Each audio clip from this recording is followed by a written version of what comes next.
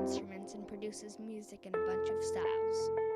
He writes music for TV shows, feature films, independent projects, and releases albums through his label Full Color Sound Records. His credits include Marvel's Internals, Cartoon Network's Adventure Time, and Guiding Light, for which he won a 2007 Emmy certificate. In 2020, he began Bad Beethoven, a project where he reimagines iconic classical themes with modern production styles. Enjoy.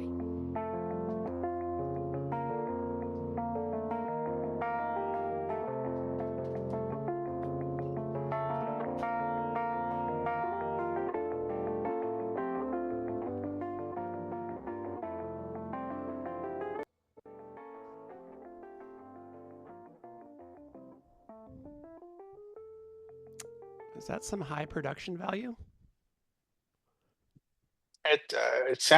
Looked and sounded great. It definitely a reminder that I need to update my website. Was that a mention of a 2007 accolade? Yeah, and have I received any awards since? I don't know, but We'll have to find that out. does seem like a long time ago. Yeah. Thanks for taking some time to chat. Yeah, this is a political podcast, right? Yeah, we're going to get right into it. Obviously, you support the current president, and I want to know a little bit more about that at the end of the podcast. But we can just leave it there. I'm a generally supportive person. I just hope everybody's having a good time, Thumbs up. Yeah. Yeah. I just read something right before I pressed record, and I wasn't sure if you wrote it or not. It says, my father was an inventor. He used to say that he did his best work when he was sound asleep. I do recall writing that under a pseudonym, which is where I do my best work. Was your pseudonym Like, yeah, that seems about right. John Cage. okay. Um, What do you think about that quote? Do you do some of your best work when you're asleep? Or can you be working when you're more on point? Can you be working when you're not technically, I like the feeling that it's rare, but occasionally I like wake up with a song in mind and or like kind of you dream a song and then wake up with enough of it intact to go write it down. But if I don't do it right away, it'll disappears. evaporate. Yeah. So that's a really motivating thing to get out of bed. The feeling of if I don't get this down right now, it'll be gone. Has that happened in both instrumental and with lyrics as well? Like in both realms? For me, it's mostly tunes, instrumental. Yeah. Yeah. Also, has that happened when you're out and about, like driving along or walking or something like this? Yeah, I think for me the a lot of the craft of songwriting is more just letting them show up sometimes, and they don't feel like fully formed, but you can kind of see what they should be from a distance, and then it's up to me to get a little closer to see the details, but the song feels like it's already there. And as I happened to be walking around, I saw, oh, no, I noticed it. Yeah. Are you actively writing for your own? I wonder this about a lot of musicians I've met in the last few years. You're one of them. Where you're doing work for hire in some capacity. And then most people I know are always trying to carve out some time to work on their own things that have potentially nothing to do with, not that they don't have to do with the marketplace, but that nobody's asking for it necessarily. Right. Are you actively always trying to carve out that space, or are you more just open to that coming and going? Is that a Mm, priority for you to be making whatever it is you want to make? yeah. I think that's a good question because it does seem like people have such a different approach to that thing. Like for some people, if they don't carve out the space exactly, it'll then nothing will come. Mm. My brother likes to talk about this quote that I think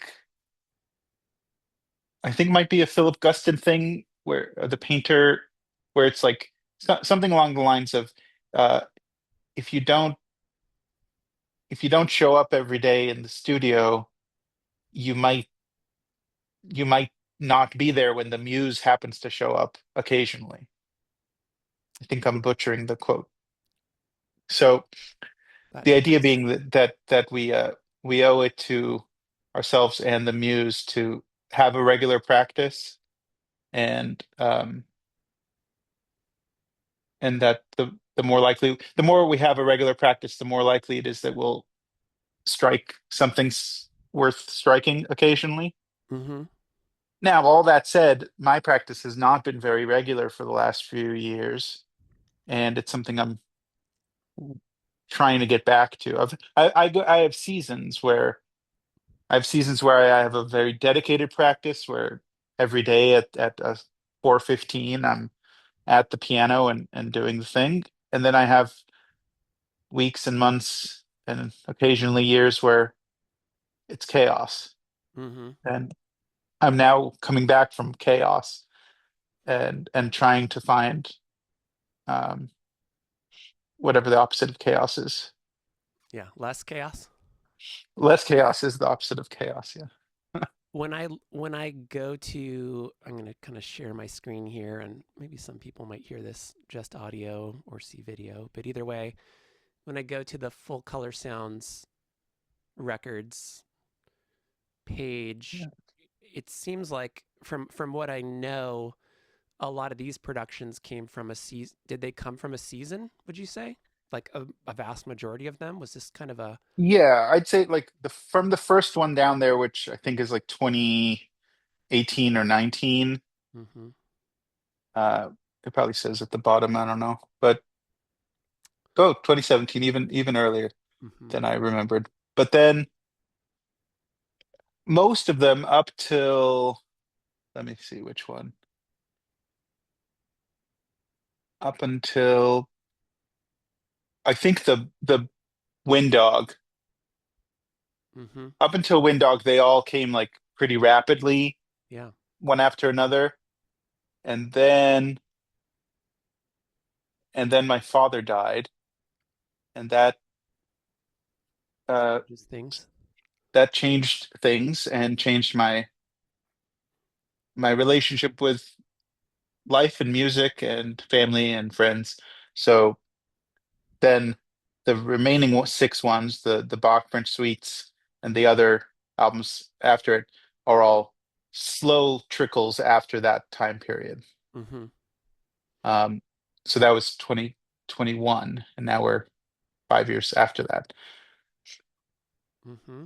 Yeah. When you I'm so fascinated by anybody who's compelled to be. I don't even know if I was just thinking about like the word prolific, and I don't resonate with that word for some reason because it often feels like a slight or something, or like a. Right. Yeah. Well, I managed to have quantity by sacrificing quality. Yeah, exactly. Wow, you're prolific. It's like when somebody says interesting or something. Um, so I'm gonna search for a different word. Maybe let me grab another. I have a couple of interesting books next to me, Right. and I maybe. guess, yeah, Oh, I go think ahead. it's interesting to think about. Yeah, prolific in and of itself is meaningless, right? It's like, It just denotes a large amount of something. right, someone could do a tremendous amount of work and it Yeah. all is horrible, and someone could do I think about like Ravel, who's what one of my favorite composers is Ravel, and then the other one is Bach. Yep. Bach is prolific. Yeah. Ravel, not not by standards of classical music, not really prolific. Like you could play all of Ravel's piano music, or at least the solo piano music. It's like maybe 2 hours of music, something like that. You could play it all in a. Sometimes people do a recital of like the complete Ravel works, Yeah. and um, but it's the best, you know. And Yeah. that's So so then, but also, yeah. So Bach's a prolific composer, where he also clearly has a lot of and also the the best best. as well. Yeah. Yeah, Yeah. yeah. So maybe it doesn't matter. I was just looking through this book. Do you know this book? No, It's no, called but it's called For Sure How to Be a Valley Girl. totally. And totally, it's the tubular craze that's like sweeping the nation. Mm. And aren't you kind of originally from the Valley area? I've lived in the valley. I'm currently in the valley, and I've lived in the valley since I was 7. Okay, So, so that's amazing, wondrous, and stunning. Here's an example, and that the definition of those words, summing up all those words, is rad. mm, And so let me use that in context. If you haven't heard someone, have you heard someone use that word before? Rad. rad. Yeah. Yeah, rad. I've always understood it to be a diminutive of radical. Yeah. Let me give you a context. Like Jennifer and I went to this sneak preview, right? And like it's the new Matt Dillon movie. And I mean, like Matt is so totally rad, I could just die. Does that track? I haven't met Matt, but uh, th- I've I, I'm trying to Could you think if just I've, die? Do you think if you met him, you could just die? you know, I don't think anyone in the world could provide me that satisfaction. No. Big comment. Okay.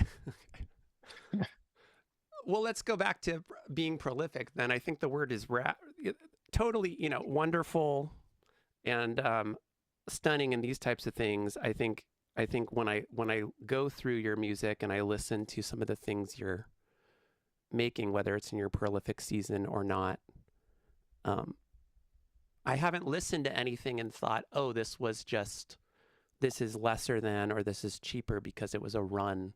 Came during a prolific run. If Mm. that's what I'm getting at. And also the times we've made music together, and I should say kind of the project I'm trying to embark on, and you're my first test subject, is just to chat with everybody I've kind of recorded with in the last few years. Mm. And most of our musical interactions have been, I'm trying to see if this is true. I think it's true. Most of them have been pretty pressurized and quick. Yeah. Like recording Yeah. I've kind of fast, right? Yeah, it's something I've particularly enjoyed about the way you work. It's almost, I can't really think of anyone else who does it this way. So, Um, so let's talk about it. Let's talk about yeah. the benefits of creating in a pressurized environment, because I keep thinking about why I enjoy it so much and why it seems to almost be, um, my experience is that it seems to work every time, but the conditions are pretty specific, um, usually involving people who know how to play their instruments and involving a really controlled environment and all these other things. So there's like a lot at play. It's not just a pressurized environment, obviously, but Right. what are the benefits of a pressurized speed, like environment of creating without tons of time left over to get into the minutia? Yeah, what's the value of creating quickly in a pressurized environment? Um, yeah, there. I think you touched on something specific there, which is that we're coming into it with a whole lot of work already done, like the work of l- learning to play our instruments, and the work of the songs having been written to a Mm-hmm. certain degree, Mm-hmm. and the work of the specific studio being selected, or whatever recording environment. That's all been done in a depressurized way, right? That all took decades. to put together. And then you let the arrow go. Yeah. There's this thing, I dabble in archery. So, but I like it as a metaphor for things. So when you draw back the bow on a recurve bow, like a traditional bow, the modern bows, the compound bows, they hold the tension for you. They kind of click into place. But then the old style ones, you have to pull it back and you're holding the weight of it. And the longer you hold it, the more you're going to wiggle. Got it. So you don't actually want to pull back and then aim for like 2 minutes. That's Yeah. the longer you aim, the more you're going to miss. That's a great metaphor. Um, yes, I feel that with music making too, where if you give yourself the other like idea parallel idea here is this concept of work expands to fill the time allotted to it. Definitely. Yeah. So And in if we music, it's say, like budget as well. Yeah, yeah, totally. yeah, so if we say Resources. we're, we're going to record this song for the next 11 months and we're going to do 45 versions of it, you're going to do that, and it's not going to get 45 times better. It's Yeah. the probably the first or second take was just as good as you were going to get. Yeah. Yeah, I love this. I've been thinking about the one song that's famously written quickly, or apparently was like Blackbird, right? Like I think there's Mm. some myth, whether it's real or not. It's actually very believable when I think about it. Paul McCartney had to pick up his kid and he had 15 minutes and he wrote the main part of Blackbird. Just Yeah. a neat guitar riff that when you play it, not to diminish his efforts, but like I could see making that up in 15 minutes, right?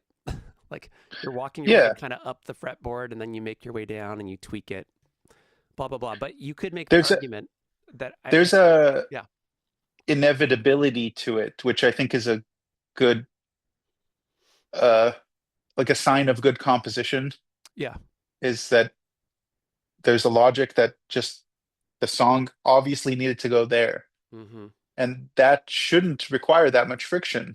right. Uh, But I, there are yeah, there are also, as I'm saying all this, I can immediately think of the counter examples. Like I've heard that for the song, this again, I don't know the truth of this specific story, but for the song, I think it's All the Things You Are, that do da do do do do do do da. mm-hmm, The composer of that I heard some version of the story where he tried every single interval, like you are, you are, you are, eventually landing on the fourth, and like, yeah, and then doing that for every single like moment of the song. right. Uh, that sounds like a horrible way to It work, sounds but terrible. Yeah, yeah, pulling teeth, yeah. But the song is good at the end, you know. right. I'd And I heard have, in I'd heard in relation to Blackbird, and now I'm really dreaming this up because I don't know even who said this idea, and maybe like you came up with that sentence earlier that apparently John Cage ripped it off from you, but I feel like I'm claiming these days that Paul McCartney probably spent 25 years writing Blackbird, right? Or 20 years, or however old he was when he wrote it. He was yeah, playing music for 25 years before it. And so, yeah. right, that tracks, right?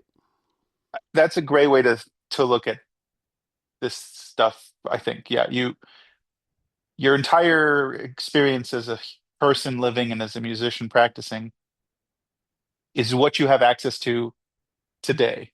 Yeah. And and you, yeah, I feel like that's a maybe that's a like one of these things that we mature into realizing, Mm-hmm. right? I think like a younger perspective, it feels more like I got to do the work to make the thing good, Mm-hmm. which you do, you one ought to. like do the work necessary to get good at something.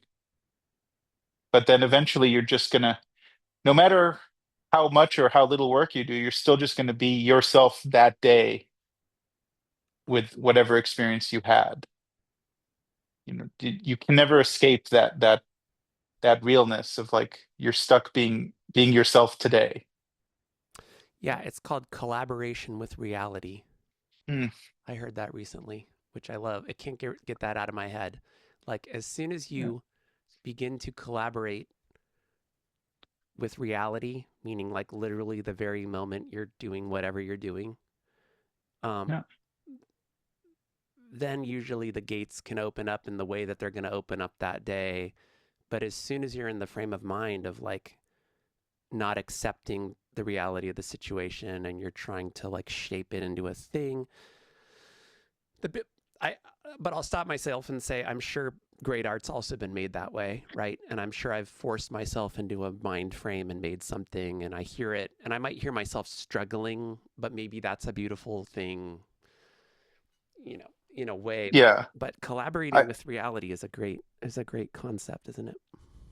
I think it is, and it's something well, it's worked for me, and I can immediately think of friends of mine who work in the completely opposite way, where they have to fight against reality and struggle and feel a lot of friction and a lot of pain against the work, and the way they get to their song is by Mm. smashing their head against it as if it's a wall, Hmm. and and then it works for them, and then like a year later they have a great song, Right, right.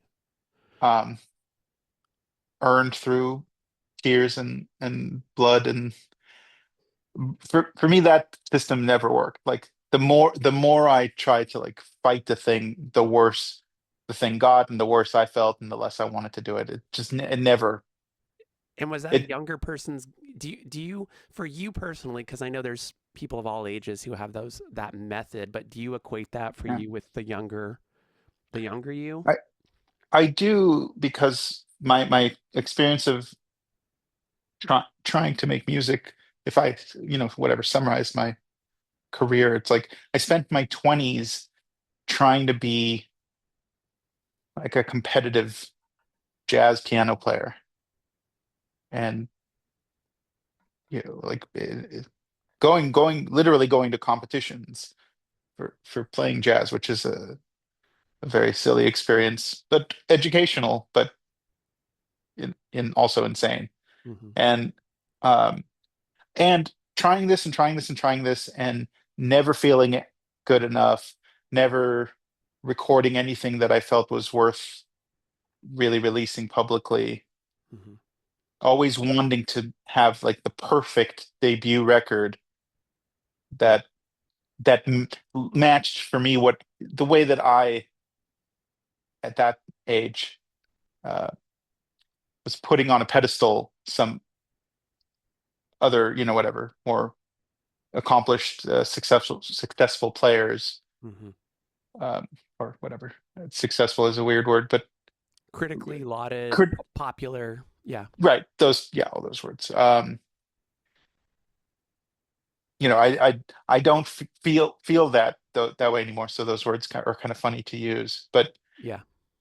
like in that idealizing of the perfect album, the perfect debut record, it it became impossible to reach.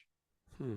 And it was only when I uh, abandoned the idea and just started making the music I felt like making that day for fun, Hmm. and that was when I was about 34, that the gates opened and the creativity became a lot easier and more fun. Was that the And start um, of kind oh, of this list of that, like that when we were just looking at your page? Was yeah, that roughly around that time? yeah, Okay. yeah. And then I can also reflect how, whatever, all those years of working at the stuff in my 20s, that's also all technique building too, and Hmm. got me, to a place where I'm technically comfortable playing music enough that there's less friction that way. Like if I'm trying to get to a certain idea in a composition or a song or whatever, I can get to it fairly reliably, Hmm. and that takes time. So when I think of this stuff when I teach and I have students who are in that feeling of being like young musicians in their late teens, early 20s, and they feel a strong pull to like do something meaningful with music. Right. Um, and they also feel this tremendous sense of like the impossibility of that, comparing themselves to every other musician who's ever been, viral on TikTok. Yeah. Right. Um, and I want to tell them like it's it's going to change. This feeling is going to change, and hopefully for the better. But I also know like they have to go through that themselves, you There's know, something I've too. been thinking. I mean, this all resonates. There's something I've been thinking about lately with because I can relate in my own. I was never a competitive musician, which always sounds so funny to say out loud for some reason. I used to Yeah, compete in a sort of a Roman Colosseum with other musicians. We'd all have our guitars and we'd run around in circles. And then they would just let a lion loose, of course, right? And like the guy behind me would be eaten up yeah. because he couldn't play the changes. Um, But the lion had perfect pitch, the so lion, yeah, and the yeah, lion was humming all the things you are in all 12 keys. Um, this resonates though. This sort of like prison of music, like the long suffering. I remember for me it was aversion did connect to jazz as well. I didn't go so deep, but I went deep enough to feel very bad and like negative about the music a lot of the time because it was just this enormous mountain that the further up you got, the higher the peak got, and it just felt like this like escalator to nowhere, and it really became demoralizing for me. And now I don't feel that way, but sort of similar to you, I specifically remember not even in the recent, I mean, it is the recent past for me, like maybe 8 years ago, something like this. I think I'd been walking around on an annual basis going, I got to get it together. I got to get it together and be able to play over those changes metaphorically. You know what I mean? Like whatever that yeah, means to any musician. I got to get it together. You're beating yourself up. You're sort of going, when am I going to get it together? Um, yeah. I really should spend more time in this area, and I'll never be good enough, like that kind of thing. And I remember, Just yeah, I remember just yeah, around 8 years ago, I sort of stopped. I was walking by the beach, and I kind of stopped and thought to myself, like, I'm not really in the business of trying to play over, for me, like play over jazz standards. That's not my interest anymore. I'm not looking to be a guitarist who shows up to a gig and plays over changes or something. And that little narrative had followed me for like 20 years, you know. mhm. And similar to you, but in my own way, kind of like letting that burn up and float away is like such a healing thing. And that also similar to you opened up the floodgates to being more creative and like um the easiest way to say it is making the art I want to make, Yeah, you know. yeah. And I think I hear that in your songs. Um, like I hear, how do I put this? There's a way that I can put. Here's the worst way I can put it. All your songs sound the same, Oh yeah. That's and that's a compliment. Thank you. well, it is. Here's how why I mean it as a compliment. Like when when I get a new song from Josh, I know it's gonna be good. Like it's gonna just have a certain level of like good songness. That's good. Does that make sense? Like, and that comes from it comes from you having spent all whatever number of years like on your practice and filtering that through the experience of becoming your own voice, Yeah. right? And like, so when I hear a song from you, I can tell that it's your song, right? You have like your voice, your way of writing songs, and then there it is. And I have this theory that like basically each of us can just only write one song.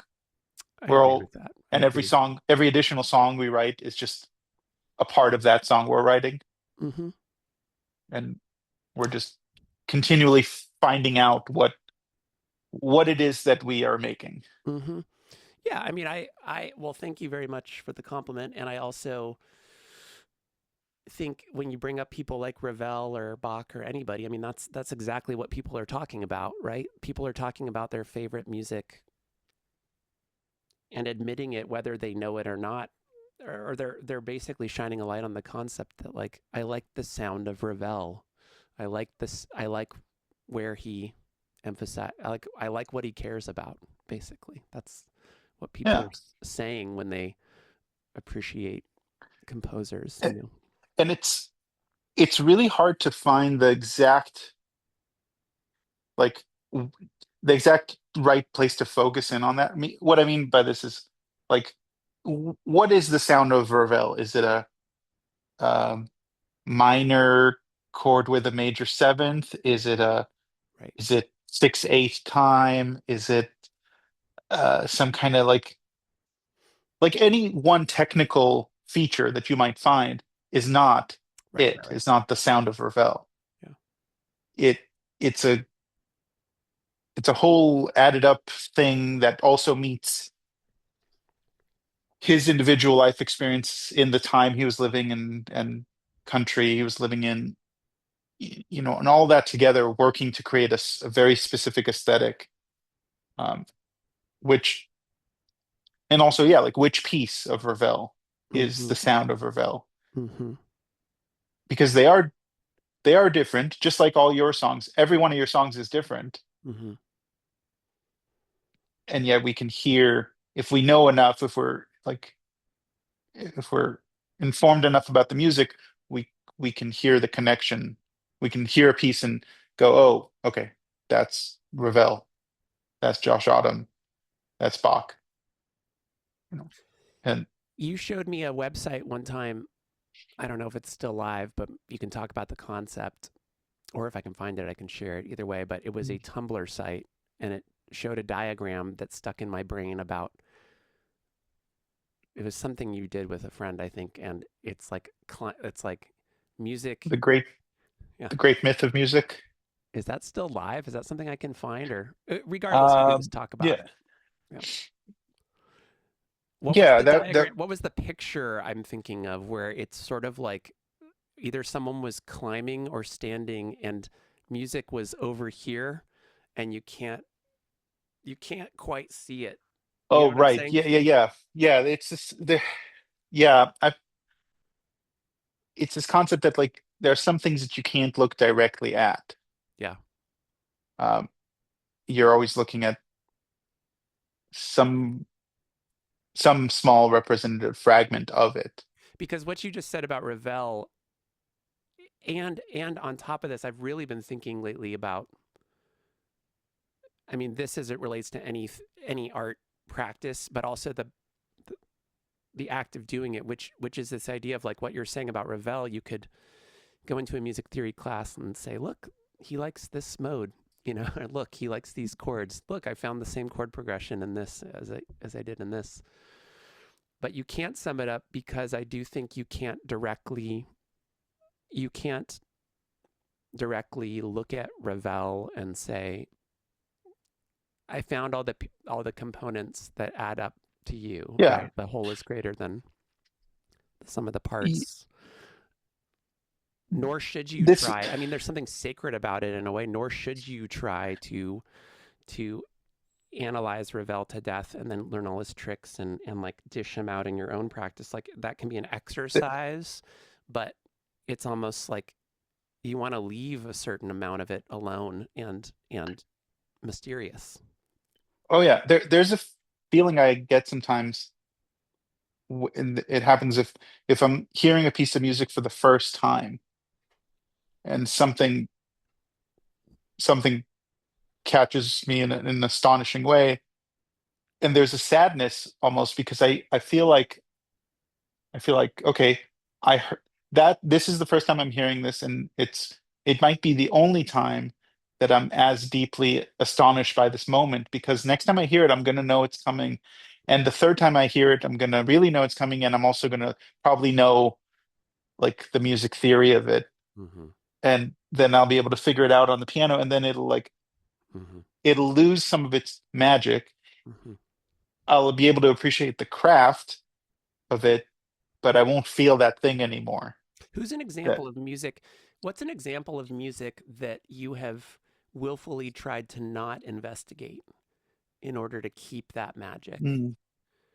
Um, Uh, an example that comes to mind immediately is that there's a Requiem by Alfred Schnittke, okay, and I remember where I was when I first heard it. I was in the Bay Area at a music store back in the day when they still like had like listening stations at the stores, and you could cool. like take a CD and scan it, and it would play you a little thing.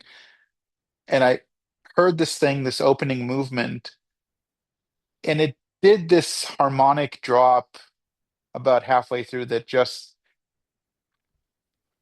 like it viscerally like physically like did something to me. Yeah, So cool. Um, and it's a piece that I kind of like now avoid listening to very much. And I yeah, don't want to know that I don't want to know how the trick works. yeah. Um, That's great. yeah. It also allows you, I mean, I've been thinking about this too. It also, I love the feeling or, of, or the, like the exercise basically of imagining what I thought a piece of art was like, whether it's a part in a movie or maybe thinking about a band or an artist, but I don't listen to it. You know what I mean? Like it's like you let the myth Hmm. of it grow, you let the stakes of it grow. And you've probably had, I feel like I've had this, it often happens with art, you hear it at an impressionable age, like impressionable, formative years of what, like 14 to 24 or whatever little moment where everything's intense in life. And, but I like the feeling of playing around with that basically at Hmm. my advanced age now, I, right? So where I can I, think of a piece of art and be like the movie Brazil is actually a very good example. Like I love that movie, but I do think I rewatched it 5 years ago and I didn't love it as much as the first time. And so it's still incredible, but I'm not really going to watch it anytime soon because I want to kind of build it into this whatever I want to build it into. I I love this concept, and I think about it a lot, specifically about how our memory of a piece of music or film or whatever piece of art, our memory of it is not accurate, Not at all. and it's individual. It's like no one has access to that memory, Hmm. but but uh but my Hmm. individual brain, and for me to even try to talk to someone else about it is feels nearly impossible. But you know, but then one fun thing about getting older is that the pieces of art that moved you in your youth, you've now remembered them for 10, 20, 30 years, Yeah. and they've simmered in there. Like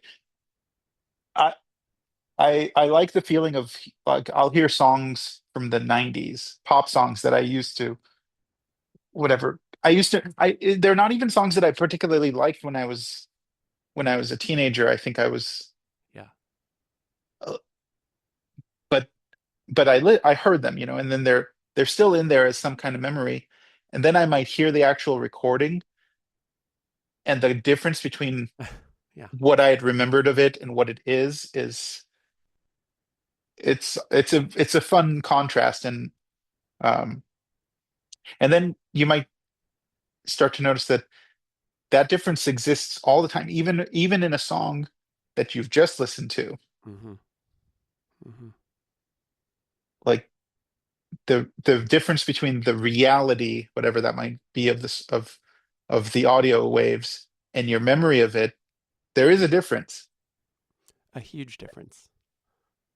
It's, I think all of us know all of us who do, like, who record music, know the feeling of, like, you play something and it feels one way while you're playing it, and then you listen to the recording immediately, like, you play it right back, and it's a completely different experience. Mm-hmm. Could be better, could be worse, Yeah, but but it's different. but it's different. It's also very different when you press play and someone else is in the room.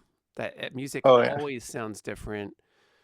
Music yeah, always sounds different when you hear it with someone else in the room. I'm always fascinated by that because yeah. I think what's happening is I've never tried to talk about it like this, but I do think what's happening is you're realizing as a listener that your mental map, your unique, fantastical mental map of the music that you want to share with the person sitting behind you, Mm. is now in conversation with their fantastical mental map. And like you're vulnerable because you're sort of admitting to somebody, like, welcome to my welcome Yeah. to my fantasy land, come on in. And then it's vulnerable because they might not resonate, or they might point out and just be like, wow, those lyrics are intense, or they might, oh, the bass is loud, or they might say whatever they say. And you're sort of opening yourself up to like crumbling your, there's this Yeah. weird vulnerability to it, but it's also exciting. Like it's always exciting to maybe press play on a song you love for a person you Yeah. respect or admire, but it is kind of, again, sort of saying like you're opening your brain up to somebody and saying like, this is what matters to me. And it's vulnerable. Yeah, it absolutely is vulnerable. And I think, I think of it like why that feels so different to different people, and also to people at different ages. Mm. And I think it makes sense to me why, like, when you're when one is a younger musician starting out, that state of vulnerability is a lot more intense and like dangerous feeling.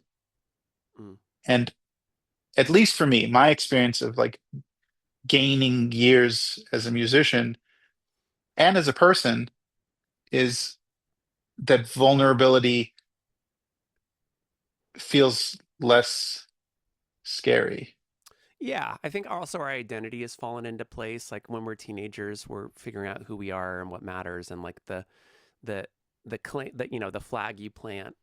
And when you say like, I am this kind of person, you're playing with your identity, and then people can laugh at you and throw things at you, or they can make you prom king or whatever they can do. And And it all seems so consequential. it's so consequential at that age. It's so consequential. Um, and it's fun to play. I guess nowadays it's fun to. I used to listen to this music a lot. That I'm going to share my screen again and show you. I'm also going to show you a book I think you would love. So first of all, there's a really great book that I've just cracked open. It's in the other room, so I'm just going to show you the thing. It's called, I believe it's called. Hold on. It's called DuckDuckGo. No, it's called Libraries of the Mind, and it it is essentially. I'm It's not Marxist theory. well, William Marx. So Carl's distant cousin. No, I don't think there's any relationship. Um, he's a living French critic, but I think the idea is sort of novel in its simplicity, which is basically saying, um, your studio is a really good example. You have a library of books kind of surrounding your workstation and stuff, and what I'm seeing is a window into your your priorities. Like even you could get very psychological with it and sort of say like, here's the stuff on the bottom shelf, et cetera, et cetera. But I think what they were arguing in this book a little bit, and again, I'm talking about a book I'm not done with, but it's kind of this idea of like, you can go to a brick and mortar library, but even when you're in that zone, as soon as you leave, it is the memory of these things. It's the memory of the book you read. It's the memory of um, what you've interacted with, basically. There's a lot more to it, but you should be aware of that book. Yeah, it's a beautiful thought. I don't think I've ever quite formulated the way that you did now, and I like it very much. This idea that each of us has this little fantasy land in us that we can give access to other people to, but it's weird Mm, and strange and vulnerable. But all the things of the world that might seem real, like a book, right? A book feels like a physical object that is hmm real, like has a sort of actual permanence to it. It in the way we actually feel it, uh, it doesn't, Not right? at all. Right. Like like almost any single book is so hard to keep in mind accurately that no one keeps it in mind accurately. So all the users of these real things are using what we're left with are these funny little wisps Yeah, of traces, and fragments. it's always Yeah. traces of the person who's relaying the information to you. I'm going to give you one Yeah.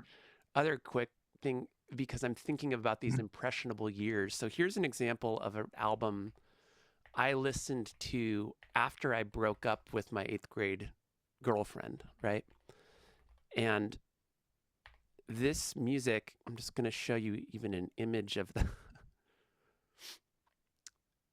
So this is on Oh yeah. Relativity Records, and this is when I was getting into guitar playing. I should say our mutual friend Ryan Richter and I were deeply into Steve Vai and these types of things. And this is kind of like non, what's the word I'm thinking of? It's really not very notable uh, music upon retrospect. And there's like a ballad on here, and it's instrumental shred guitar from the 80s and 90s,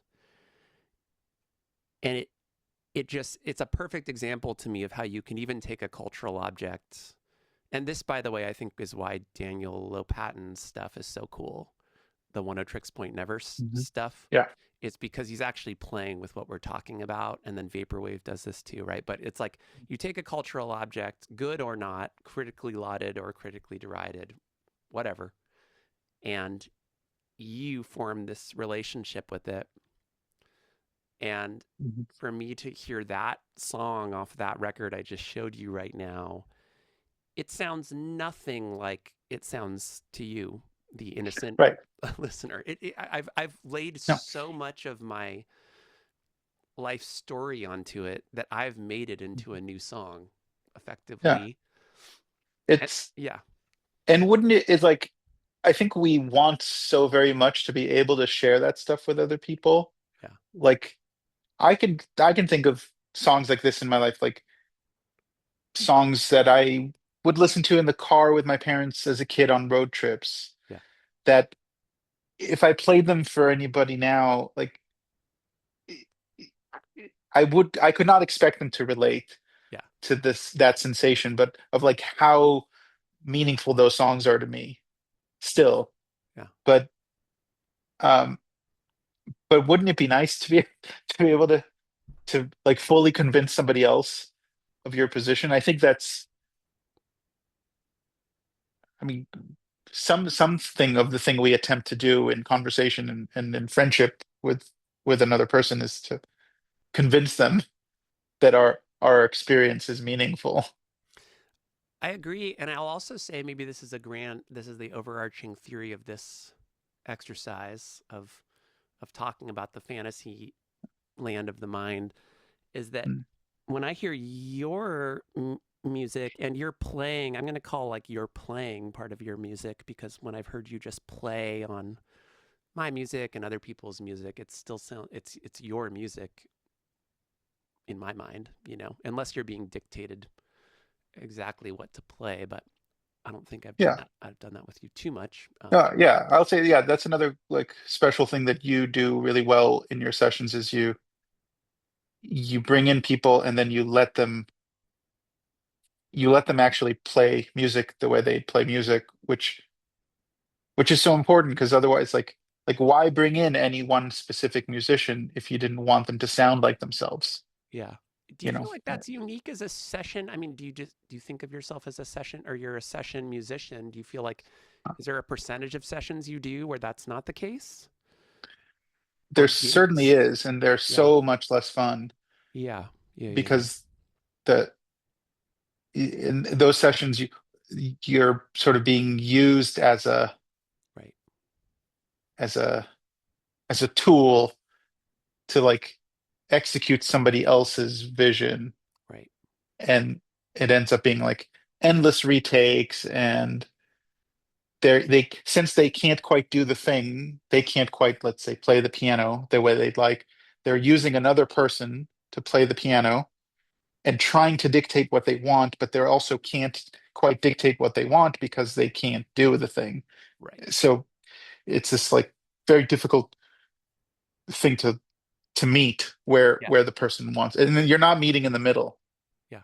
You're Yeah. It's like, it's you're trying to translate their fantasyland right. imagination into some kind of shared language.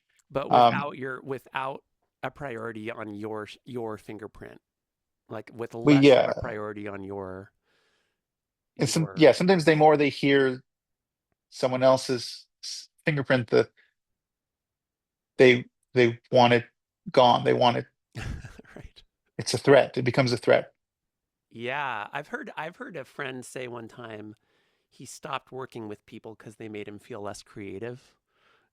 It was sort of like he Yeah. hired a friend to play guitar, and the guy's like, ideas were so cool that the songwriter was like, "Actually, I'm Huh. good. I got to find someone else." And it's like, all right. I mean, whatever your project is. But what I was gonna say is, when I've thought about your playing, maybe this is the end of this little Fantasyland theory experiment, which is musicians are maybe, every time they play in an expressive way where they're allowed to express themselves, whether it's improvisation or composing their music. And when I hear your when I hear your songs on your page there, and when I've heard you're playing on my music and other people's music, you're telling me what matters to you. You're telling me what you appreciate about what you noticed on long car rides with your parents or whatever. You're telling me what you it's like the same impulse that's filling in the blanks on the 90s song you're talking about. That's just a whatever song to the innocent person, but you've created a fantastical Yeah. version of it. Your creative impulse um is at work when you're writing music or improvising or whatever. And in a way, it's like, I don't know, it speaks to the clarity, I think, of your vision musically. And like, maybe whenever I hear you play, I feel this sense of you being tapped into a very, I mean, I bring the compliment back to you a little bit. I wish there was another way to say it, but it's kind of the same idea. Like, I know you sound like you. And so when I've heard you play Yeah. across songs, across contexts, on a synth, on a piano, a ballad, a fast song, it's always going to sound like you. And I think there's just a lot of crossover between the actual performance of the music that you're playing and the internal fantastical thing. And I should also say, you've done such an incredible job at opening the portal to your brain with all of your releases and like all the narrative stuff behind them, because you're adding another layer of Yeah. scaffolding like to the notes, you know. Thank you for noticing that.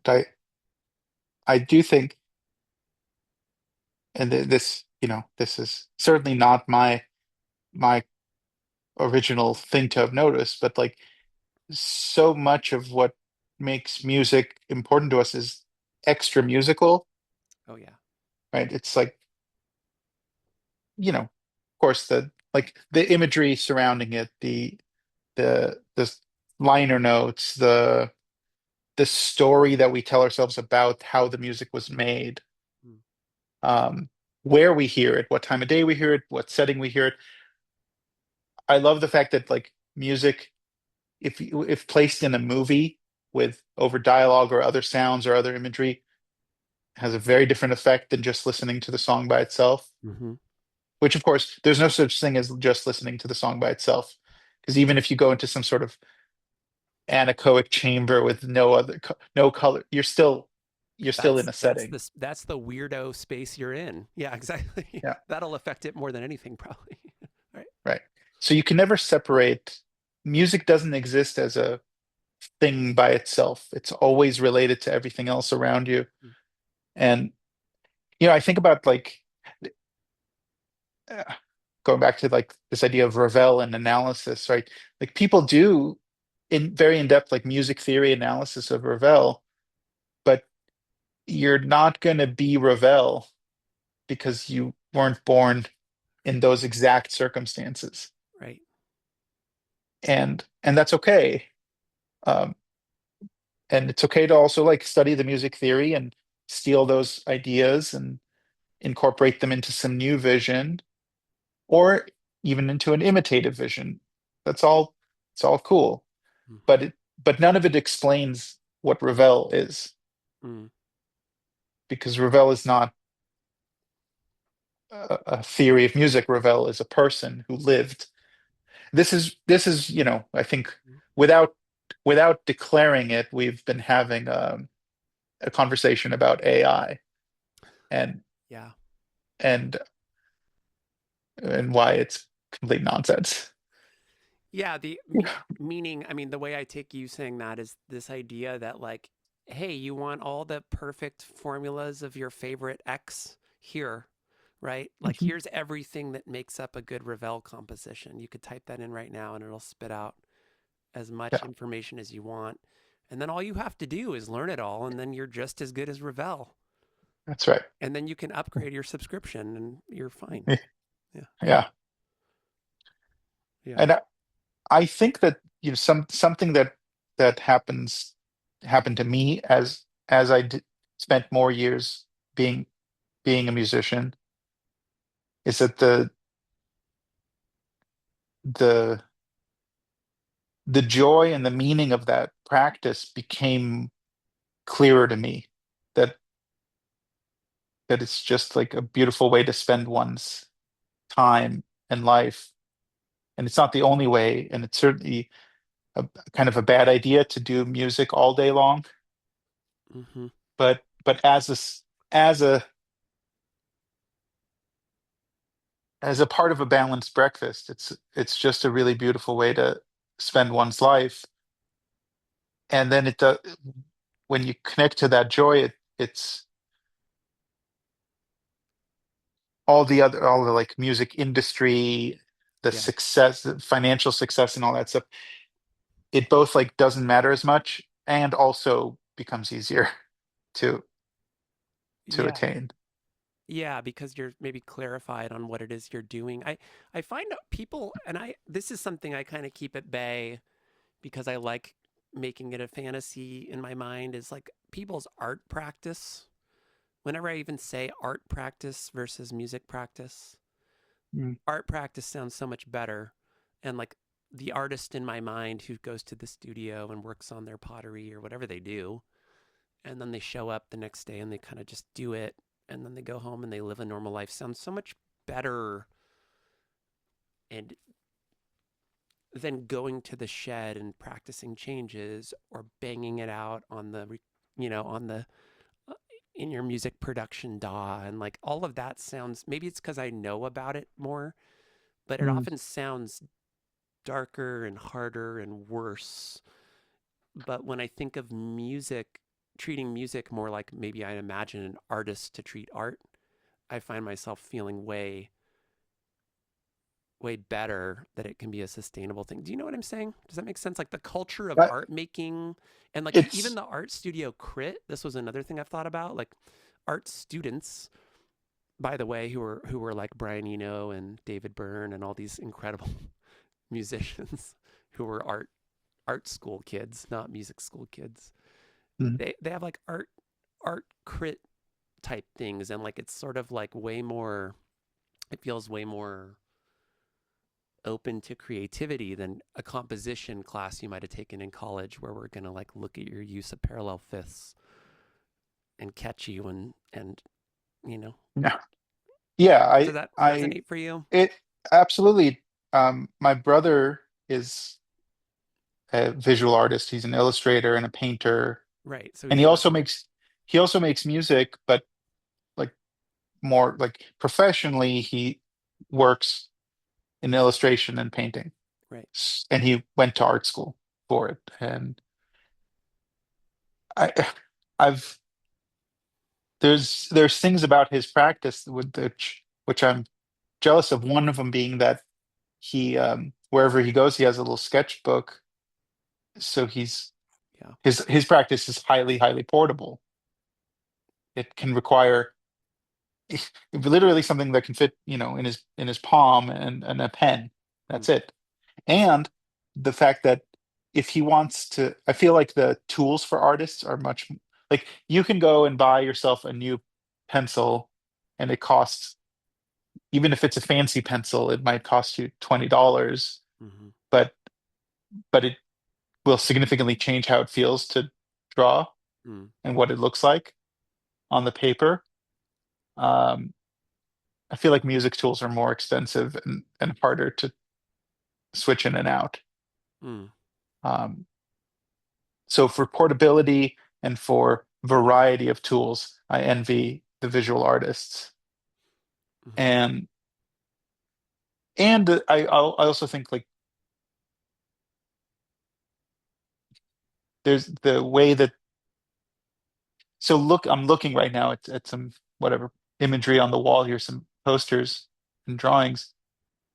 The way that you look at an art piece and the way you look at it in time is so different than listening to a piece of music. Because when you listen to a piece of music, you sort of have to start at the beginning and listen through however long the piece is. Yeah. You're a bit trapped in that, the time of it. Mm. And visual stuff, I think, is much more flexible. You can look at it, you can look away, Mm-hmm. you can look right back, you can choose where you go. I mean, my brother will argue that a successful painting leads your Yeah. eye in certain places, but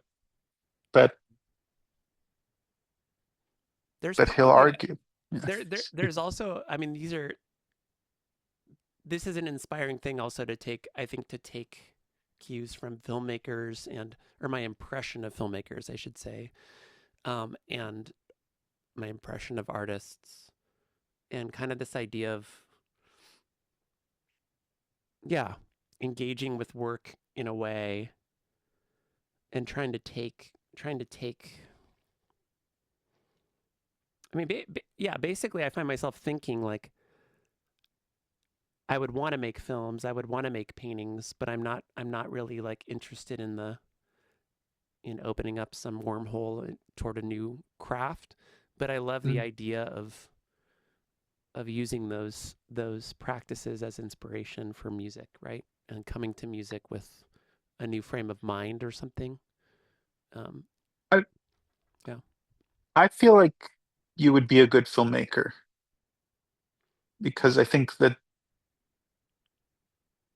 being a songwriter, there's some transferable skills to filmmaker in terms of like leading your audience through an experience in time and emotion. Mm-hmm. Um, I would want to see a a film you make. So All right. I encourage you to drop everything.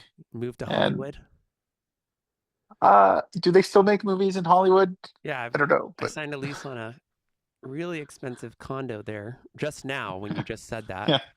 And I trust that you're correct. Yeah. But while I say that, I also feel like you should you you should not feel compelled to do these things. You should never make art out of a sense of obligation. You should just do what's calling to you if you feel like it.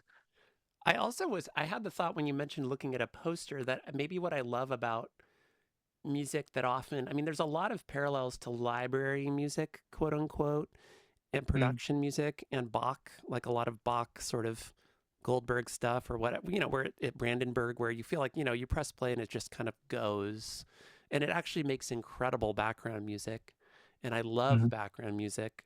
And take this as a compliment. A lot of the music you've made feels very much in that vein of Yeah. digestible use. It's useful, it's user friendly music, it's industrial music.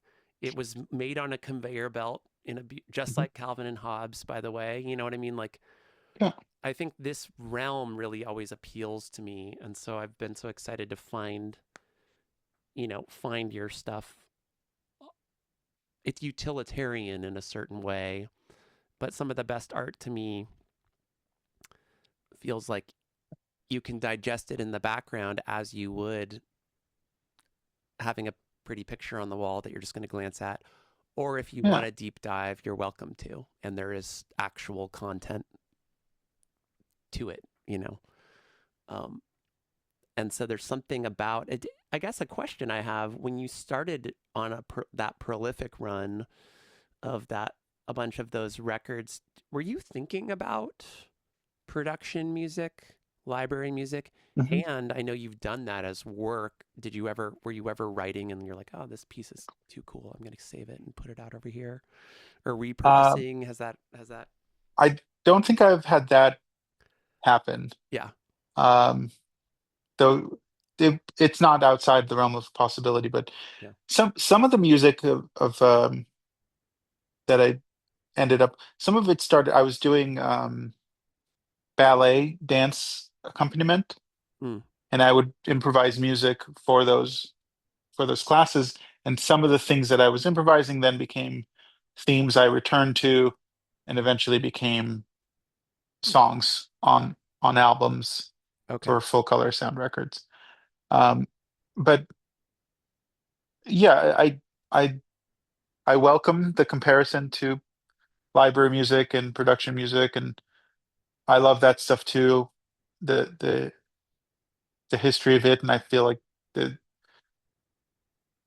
there's like a great tradition of commercial music and music that the people who made it were not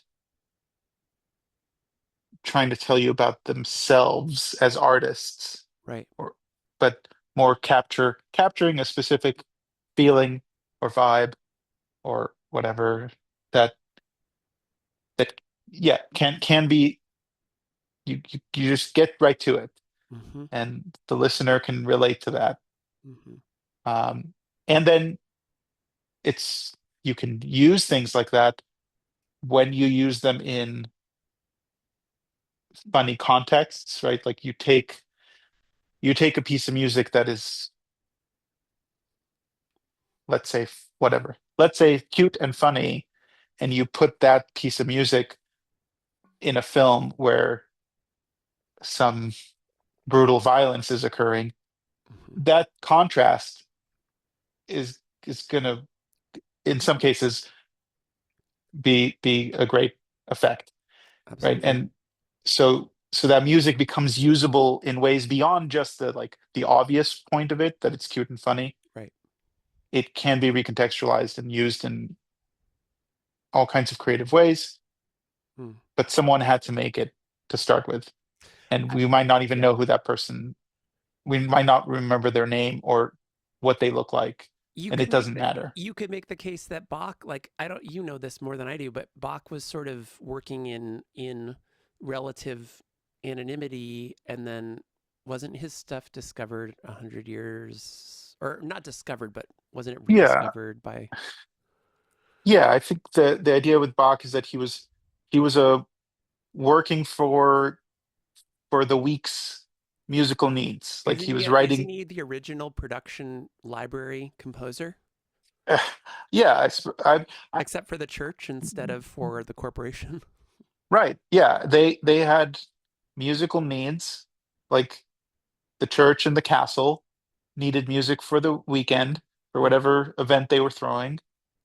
Students needed music to study, Yeah, and he just wrote and wrote and wrote all that stuff without, I think, an expectation that it would have a legacy, that it would be even heard more than the one time it might have gotten played for that event. yeah, And maybe they'd reuse it, you know, like if it was written for a specific holiday, maybe they'd use it again the next year. But like yeah. it wasn't this idea this is gonna be concert hall music that, and certainly not, I think, the idea that people would ever listen to it, uh, like listen to it in their cars on the way to work. Like, Right. no, it was event music. And then I think, I don't know the exact history of this, but all the Bach sons, or a whole bunch of generations of Bachs, were also working musicians, Yeah. and some of them even in their time More well known. more more well known than Papa Bach. Right. But then I think as time went on, composers ended up studying Bach, and Yeah. his significance of that music kind of regained traction. And um, It's really fascinating. I've never thought about it, but it's really fascinating. I don't think it's valuable to compare his actual compositional voice to some of these library composers. I'm thinking about like KPM and Perry Music is one in Canada. I think I showed you a trailer for Network Music in San Diego, mm, yeah, which, by the way, Peter Sprague, a mutual friend, played on a lot of those things yeah, anonymously and wrote, 10 nylon string pieces for blah blah blah. But yeah, but I've never really thought about the connection, like it's sacred music. He was employed by the church, but he was also employed by royalty, which you could easily call Coca-Cola. You could easily call a yeah, corporate entity at that point. And it's so fascinating and so cool to think, um, art that here's the other thing, I guess. It doesn't really matter to me so much that Bach's music is going to outlive us all and is some of the best music ever made in the history of humanity, blah blah blah blah. It still kind of was almost made under the conditions that the production library music was yeah, made under. yeah. In a studio in England, 9 to 5, or Hal David and Burt Bacharach, like going to the Brill Building and cranking out songs from 9 to 5, and like just kind of this beautiful conveyor belts thing. It's Absolutely. Yeah, yeah, I had not I'd not thought of Bach in those terms, but you're absolutely right. And like he was 100% a working musician, right? Like taught lessons. I think sold keyboards on the side, yeah, like selling harpsichords and clavichords and stuff. Fixing instruments, playing for parties. yeah. Uh, that yeah, If you and see that today, you're not like looking, like it's so much less romantic and you know uh so much less. It just gives me great hope, I guess, because it makes me feel like you were saying earlier, you show up and you kind of clock in to your practice every day, and you're not out yeah, for glory. You're doing your thing. And then what I've loved about your work is that you almost set up a it strikes me on the outside that you set up a production music facility in your fantastical mind with your art director over here, and it's like somebody tasked you with making the 20 albums you made or whatever. That's how it reads on the outside. Mm, And yeah. it's I almost I like you did that. It's not. I don't think. Did you give yourself that prompt at the beginning of that? I'm assuming you didn't. not specifically, but I think uh it it makes sense that it reads that way because I don't think all the albums quite fit in that mode, but a lot of them the I have little stories for the characters, Mm-hmm. like my imagined little stories, which I was hoping to develop more, and maybe I still will. I don't know. But the idea, I thought of a lot of them as like working musicians in the 60s and 70s who may have may have been exactly the kind of musicians that might have been like doing library music sessions by day and Jingles, then people's playing records, playing shows. Yeah, jingles and then playing jazz gigs at night yeah. and like occasionally putting out their own album as leader. But and I love that. I love when I was getting into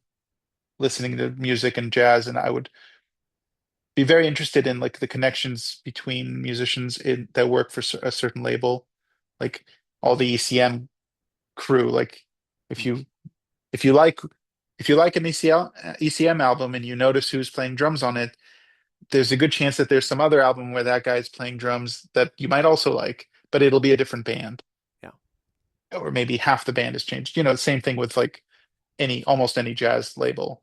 yeah, Um, and I always like that and like tracking that and wanted to create a little microcosm tribute to that kind of event.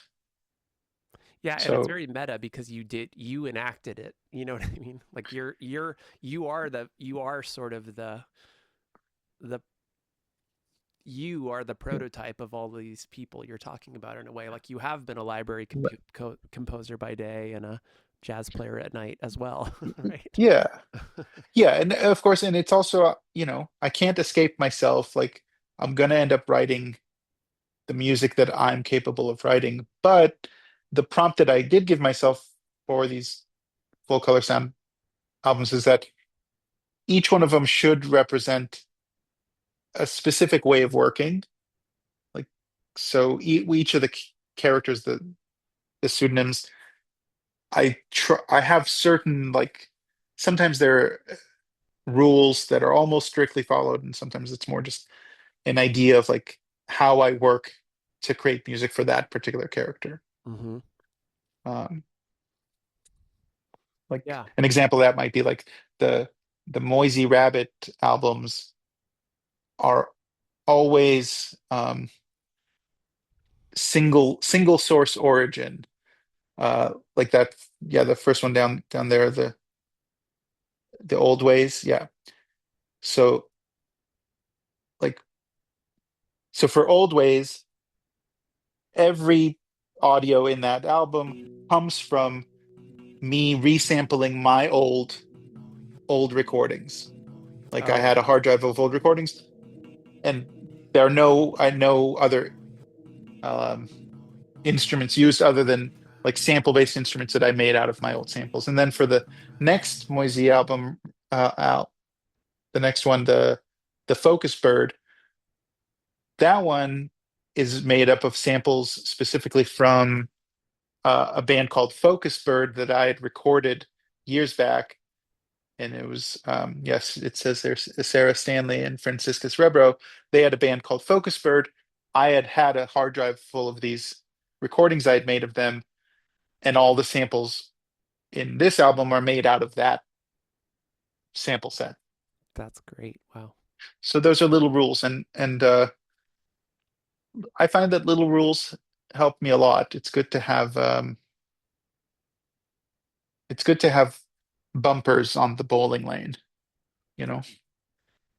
I Something you said earlier struck me. You were talking about this feeling of like the infinite mountain of music that, right, like when especially Mm-hmm. can be so discouraging when you're when you feel like you'll never get to the top.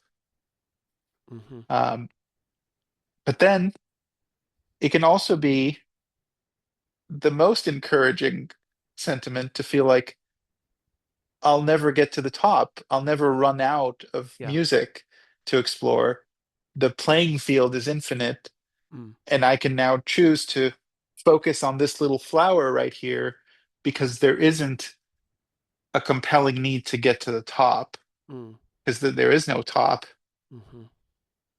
So now, if I want to focus on this little flower right here, I can do that. And if I then want to go and look at Mm. that tree over there, Mm-hmm. I can do that. Mm-hmm. Yeah, that's a great. I think that's probably to relates to maybe both of our, if you call it like a musical breaking point or reevaluation or crisis or whatever, where it's this feeling of like contextualizing the game to which you're playing.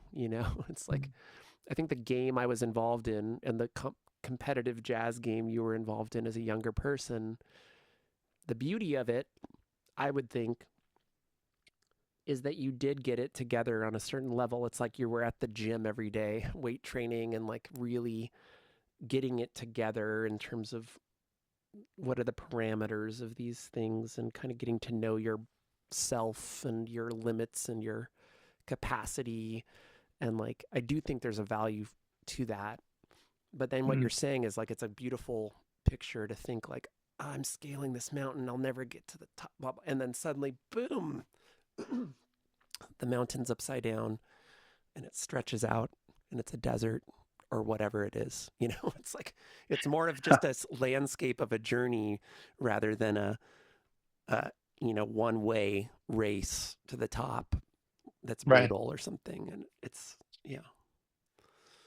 Or also, I'm thinking like, people use the expression like over the hill, right. right? But then I think like when you go over the hill and you're on the descent, that's actually the more enjoyable part of the hike. Absolutely. You know, And and funny enough, that's where I am. Yeah, I am technically over the hill and I'm enjoying it more than I ever did on the way up. yeah. And strangely enough, ironically, and it's something you couldn't force as a younger person. I always had the feeling in the back of my head when I was younger and I met a more mature musician who seemed more at ease than me. And I think this is like a very big side note I won't get into, but I do think one of the problems with maybe the way jazz education was when I was younger was it was almost like we were throwing around tropes of wise musicians, but I was 20 and I wasn't 40 and I couldn't be wise yet because I wasn't 40. Yeah. And so for me to Yeah. just be like, find your voice, speak your truth, like whatever stupid adages people were throwing around when you were sweating it out on the band side stand as a 20-year-old, it's like, it was basically code for saying like, try to be older than you are, and it's like, no, I can't be until I am, um, Yeah. Yeah. You yeah, can't, and yet like, it all feeds this like nebulous fantasy land of the mind. yeah. And some of those ideas, like you maybe have to say them to yourself for 20 years before your nervous system actually incorporates it Mm, into your being. mm-hmm. And in the same sense with like technique, right? I think like music theory is so simple to explain to someone else, right? Like you can tell them that a major chord is Right. you pick a note, then you go up 4 half steps, then you go up 3 half steps. And that's so simple you could write it down in one sentence. Mm-hmm. But to actually embody a major chord, to like really know it, takes a really long time, Mm-hmm. right? Do you feel that? Do you know? Absolutely. I mean, I find nowadays,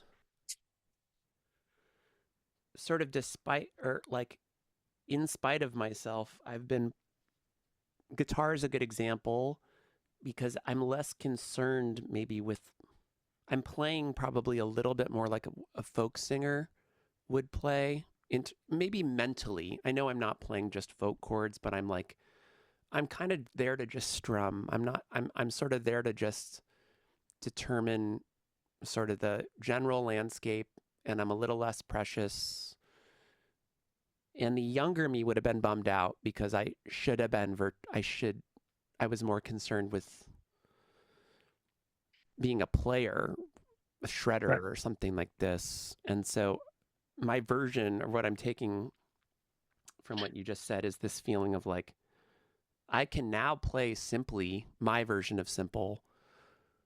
Um, and I knew that it was possible to play simple 20 years ago. And yet, like, it's hard to play simple well, It's right? way Like to, harder than playing shreddy stuff. Totally. Yeah, to yeah, actually play with like, taste, to actually calm down. I learned this from, I feel like I've learned a lot from playing with you in the past few years. And one of the things I've learned is probably what you just said, which I know you have virtuosic capabilities, but you are playing ostensibly simply um, a, a good percentage of the time. Um, I, and there's like, I, I, yeah, I try, and yeah, it's really hard to get that stuff right. To like to play a simple thing that's phrased nicely and doesn't rush, hmm and all the technical things that go into playing simply take years to get right, yeah, and um yeah. and remain demanding. It's not a it's you Simple's can't. not the right word. Simple's really not Yeah, the right word. I think it's like yeah. refined or something. It's like Maybe restrained. restraint. Yeah, but doing Yeah, restraint in a natural way. Like it's so complicated yeah, because it's sort of this feeling I have in my mind of like I think when we did that record with Carl and Daniel, that in my fantasy mind, I'm like, I just went to school because most of the songs were pretty open and stripped, and there's no drummer, no place to hide rhythmically. And it's like everybody kind of has to play like you have to mean it. You can't mm, overplay because it's going to sound ridiculous in this context. Like there's a lot of rules in place, and it was actually very, very pressurized in order to give kind of this relaxed, mellow result or something. yeah, And yeah. those Uh, players, especially, I think, excel at that as a concept. The three of you really do as a concept, where it's like you can feel the tech technique below informing the statements, and the statements have depth to them and weight, and they mean more than somebody yeah. flying out, punching. It's yeah. It's something that I highly value in music making, and like what I listen for in other players. And like it's you can't always get to it. Obviously, not all projects work well with that, Right. but I see it a lot. Like I have like whatever a recent project, a music production project where the singer, like she wanted more on the tracks, like more stuff to happen. But I always felt like actually as we kept taking things away, the clarity of the song be, became clearer and worked better. Yeah. And and it was scary for her because It's vulnerable. Yeah. she felt exposed as a singer, and she but um but I really advocated to her that like we should let her storytelling and her voice and her like very authentically telling the story she was singing about, let that speak. hmm And that's a scary thing. hmm uh, you know that's why, like, yeah, with Bach, the two voice inventions, these pieces where you're just playing two melodies, They're so exposed. They're presented as pedagogical pieces for beginners, Hmm. and yet there's something about them. Like when you hear a truly great piano player play them, they're they have the full complexity and weight of any of the like crazy Yeah. uh 6-part harmony They're not for counterpoint, whatever. beginners. Yeah. Yeah, yeah. Yeah. Or maybe there's something like in music. I think music is a place where you can live with pieces that seem simple, and you can live with them for 30 years and keep finding something in them, Hmm. right? You could strum a C major chord or an E major chord or an E minor chord for that matter. You could strum it for 30 years and keep learning something about what that means to do. Hmm. And isn't that a beautiful thing? Yeah. Like like like like what a horrible thing it would be if we just like figured it out year one and then had nothing. We beat the game of Well, music. and that does remind me again of the AI comment you made, right? Where it's this idea of like if you can boil something down, which that seems to be in the business of, it's like the only thing you're missing in the boiling down of it is everything, which is like the experience of going deeper into a concept as a human being and Yeah. resonating with it over, like you're saying, resonating, marinating, Mm. returning over time to it, um, and exploring it. Like I find myself making songs these days that feel like they're, yeah, like just as old as they are new or something to me, if that makes sense. I don't know if that makes sense. Like it's like this feeling of like, Yeah. oh yeah, I'm doing this thing I feel I feel familiar with, but Mhm. something about it feels like I've never done it before or something. And I think it's also a frame of mind you can get yourself into if you're in the right headspace, which is this feeling of like, and it's collaborating with reality, by the way. Like look, I got to brush my teeth every day. I have to do the dishes every day or whatever.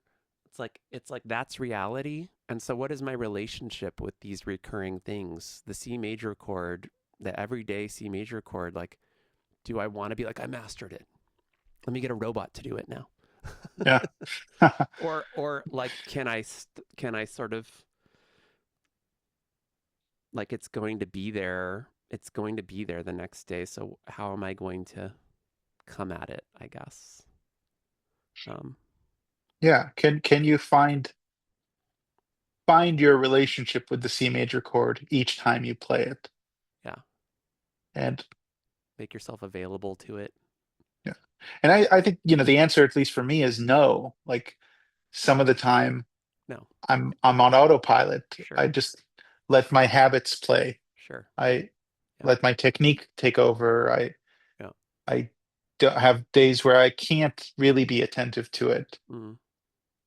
but but I I keep trying to show up for it occasionally, and that's proven to be useful. What is your take on the concept of playing tricks on yourself? I feel like I've heard a couple of artists use that term specifically, games or tricks. And you sort of Mm, alluded to it when you said, with certain releases, this is the material I'm working with. So I know there are differences between limitations and tricks and games. These are all different things. But I've often heard artists talk about kind of from the perspective of somebody who's seen a lot, who's done a lot, a seasoned musician or filmmaker or whoever, who says, I need to trick myself into blah, blah, blah, blah, blah. mm, I'm going to play a game doing blah, blah, blah, blah, blah. And the reason I'm yeah. curious to see what your response is to specifically maybe the word or the concept of tricking yourself into behaving like the musician you want to be. I think that's really what Yeah. these people are getting at. What does that do for you?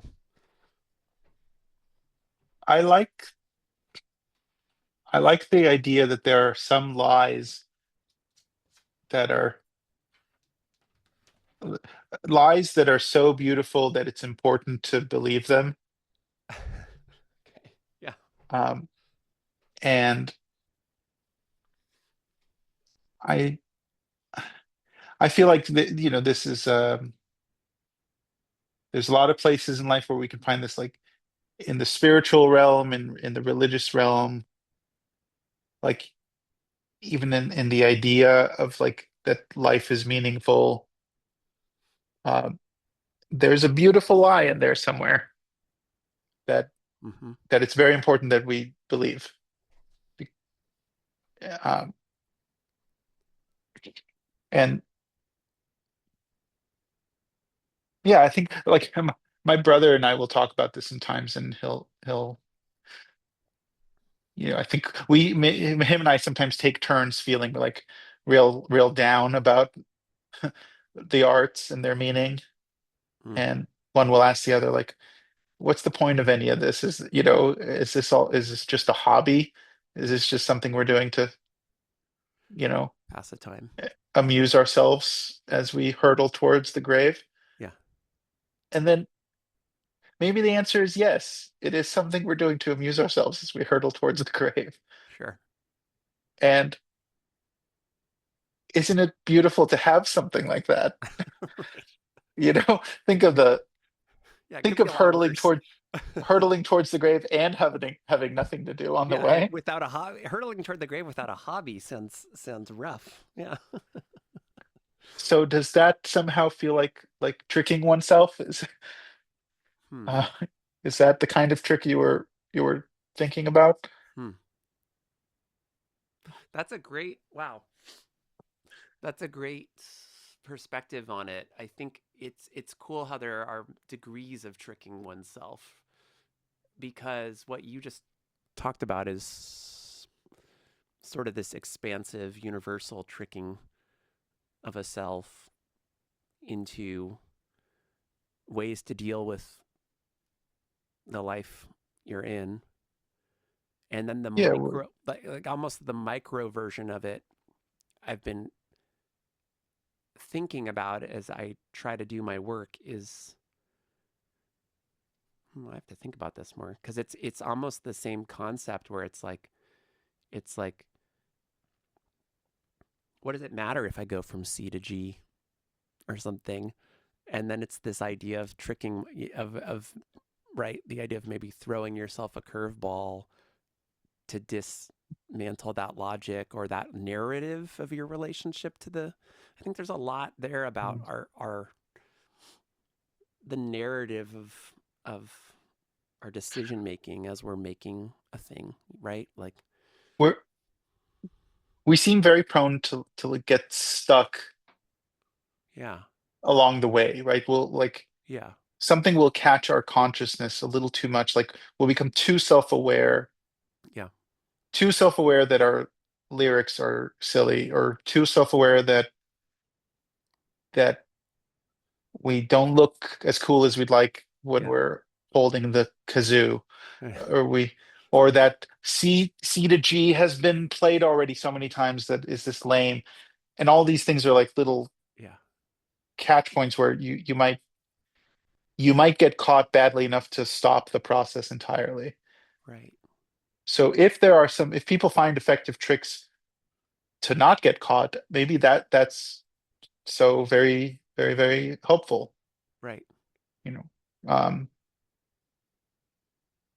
and it's easier said than done because I think we get caught up by all kinds of things that are often beyond our understanding, and um, relate to whatever some deeper psychological issues around like vulnerability and shame, and even like this feeling of like having to do something good. Like hmm, why do you have to do something good? You right, know, uh, why why is that need there? But it is, but it's not.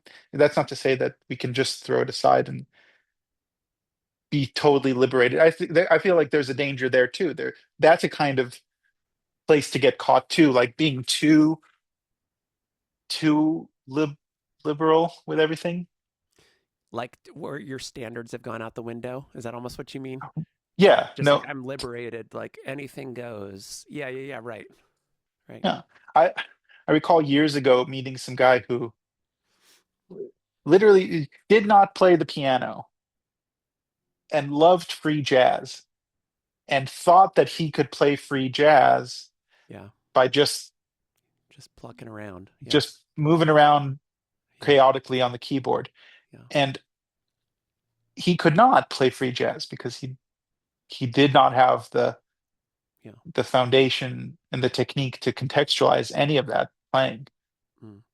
Um, but he didn't know any better, so he was having a great time. Yeah. Um, It's complicated. I do feel like I I I feel like what's been on my mind lately is that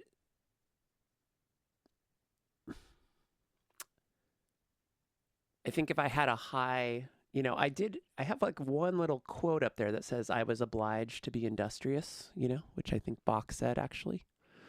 And oh, that's a perfect way of saying it because I've been thinking about in my advancing age, thinking about like where I want to head and like what maybe how I want to be with music, whatever's in my control. I got to be open to how stuff unfolds naturally, but I think this feeling of being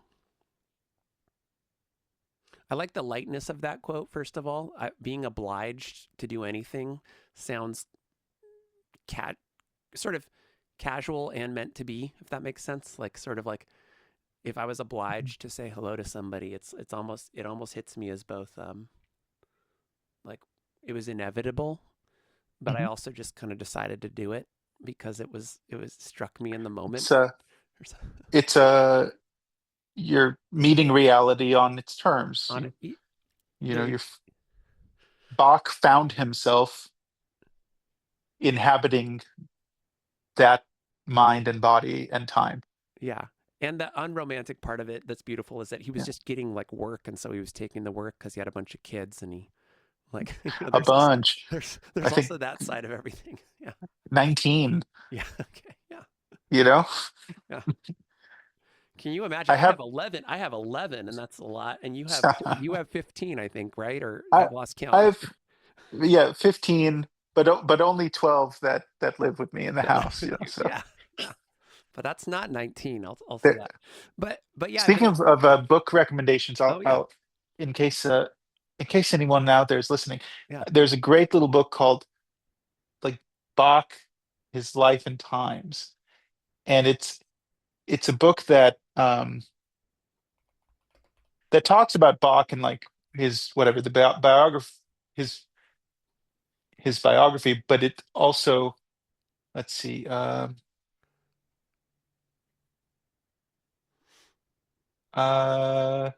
go down a little bit. Maybe it's not those.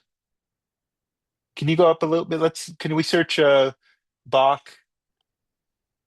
Uh, well, let's look up Oh Life and yeah. Times and let's see if some other options come up. Life No, and music. There's Christoph Wolf. I know that one. I can go get it. Yeah, Here, just stay here for a minute. yeah. I'm here.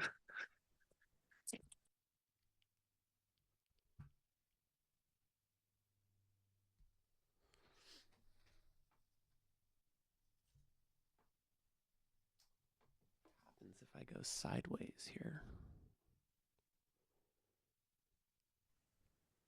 Video settings. Boom. Here we go. Okay. I've become widescreen. I finally figured out how to do this Okay, while you were gone. here it is. The little Bach book. Great. Yeah, I remembered Life and Times because it says an eclectic omnibus of the notable details about the life and times of the esteemed and highly respected Johann Sebastian Bach. And the beautiful thing about this book is that it talks about Bach, but it also talks about what life was like in that time. Mm-hmm. And when you read that stuff, it I came away with a even an enhanced sense of respect for what this guy was able to And pull children, off. his children passing away too, right? Like, Like half of the 19 kids did not make it to adulthood, yeah, and the water wasn't safe to drink, so they were all drinking basically light beer all the time.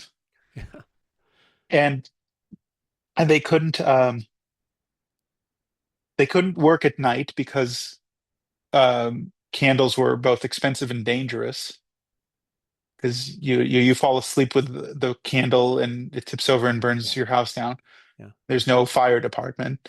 Uh, paper. Bach wrote paper was so limited that he would write on like both sides of the page, but also both directions. Like he would write two pieces of music in different colored ink, and write with like little quills that had to be sharpened every 2 minutes. Like very uncomfortable situation. Like very, it seems by modern standards, yeah. seems Out of control. completely, Yeah. yeah. Um, And and here yet, we are, and here we are tricking our. I mean, maybe this is the funny part of it all, right? It's like his tricks were just built into daily life, yeah, and his tricks were beer. his tricks were Yeah, beer and children, yeah. And it's like the luxury of even having the thought of trying to trick myself or something. But there's a beauty. Maybe there is a direct correlation with making things that resonate with us, and I don't know, going out. I think the other thing I was going to say real quick is when I'm coming up against this feeling these days as I'm approaching 50 years old in a few years, not too soon, but a couple years. And so I'm using it as a fun milestone to go down and over another hill mm, and through yeah, the next hill. And so I thought, why not come up with a clarified vision of how I want to be as a mm, person, but also as a musician, which also goes really small. I think in my mind, it also is when I hear you play music, I hear you, the way I hear it is you're playing what you want to play. And I'm sure you have your moments, whatever, but improvising, I like your choices. And you're sort of saying, this is how I want to be. It's like a weird combo, though, of this is who I am and this is how I want to be. yeah. And I find myself thinking about that a lot with music making. And so I want to be industrious, I've been thinking, and I want to keep momentum going. Mm, And so the thing that's been hitting me, what's so beautiful about recording so quickly like we have, is that momentum's built in, right? It's like, this is fast, this is happening, and we're going to be done, and it's always going to work. Those are the rules of the game, yeah. and it's good, and like that speaks to like momentum. So if I'm conjuring up a question, it almost is, where would you like to head? Where do you feel like, and maybe you don't even think about music like this, like I don't want to sound too goal oriented in my question, but what do you feel like is Mm. on your mind these days and on your heart these days when it comes to your relationship with making things, and maybe where do you want to lean into more, and what do you feel like leaving Yeah. behind? What? Um, I now nowadays I have like some songs with words and me singing that I would like to make decent recordings of Mm-hmm. and put out into the world.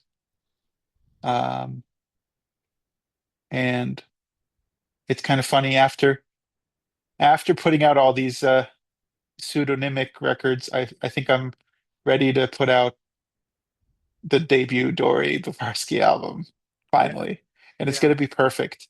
yeah. And it's going to encapsulate my entire being as a whole. And Mm-hmm. people who listen to it will. will fall in love with me Yeah. forever. What could go And wrong? well, here, the funny thing is that I actually, even though I'm saying it with a funny tone, I actually mean it entirely. Yeah. Like I've gotten to a place where I just feel good enough about it where I know it's going to be fine. It's going Yeah. to be good, you know? Um, Hmm.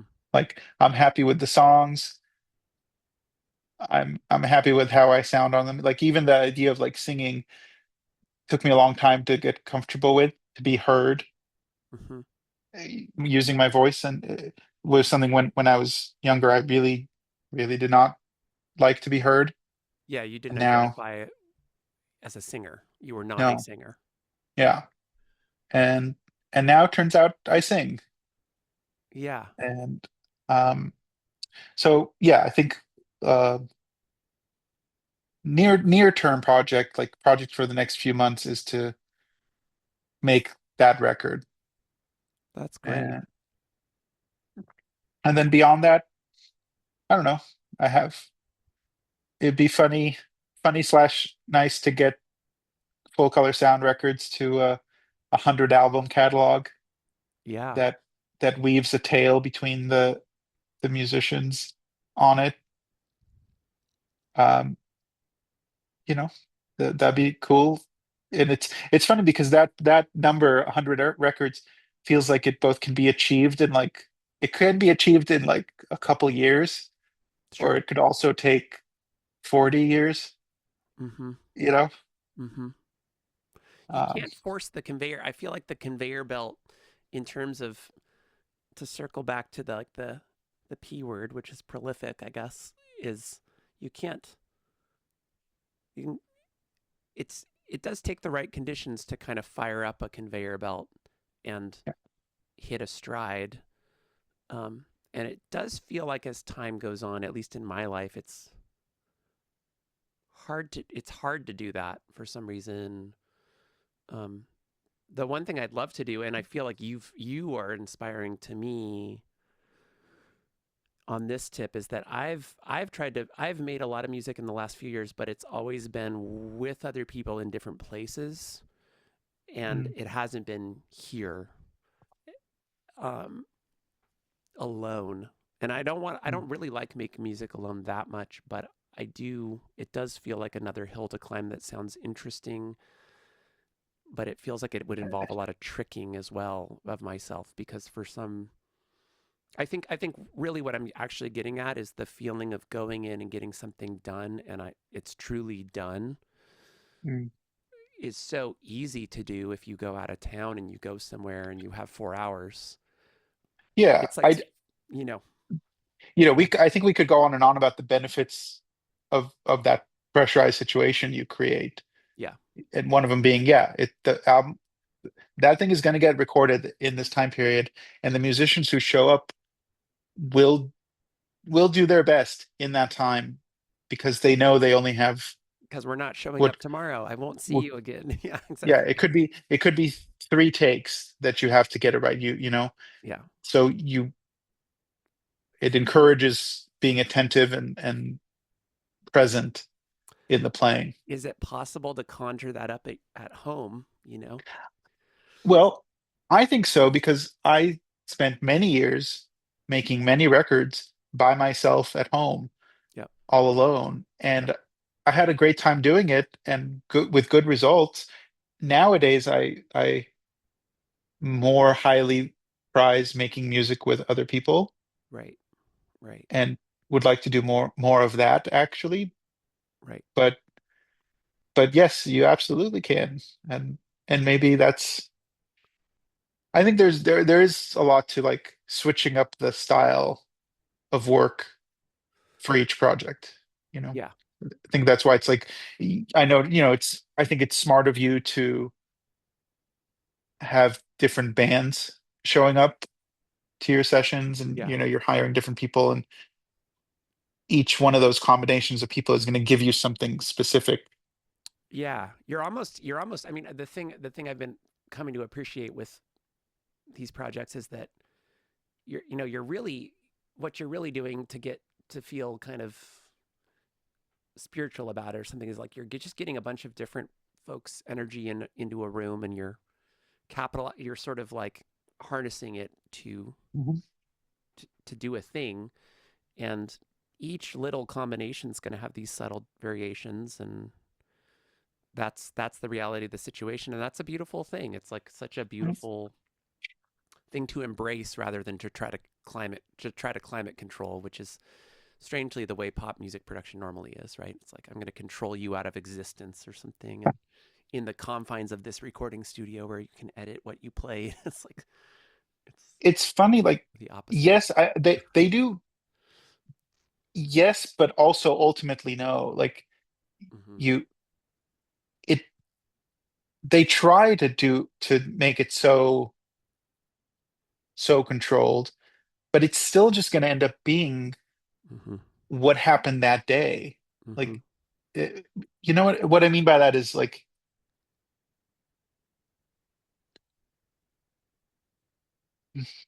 how do I put it in a concise way? Like like any person can only do what they're capable of doing that particular day.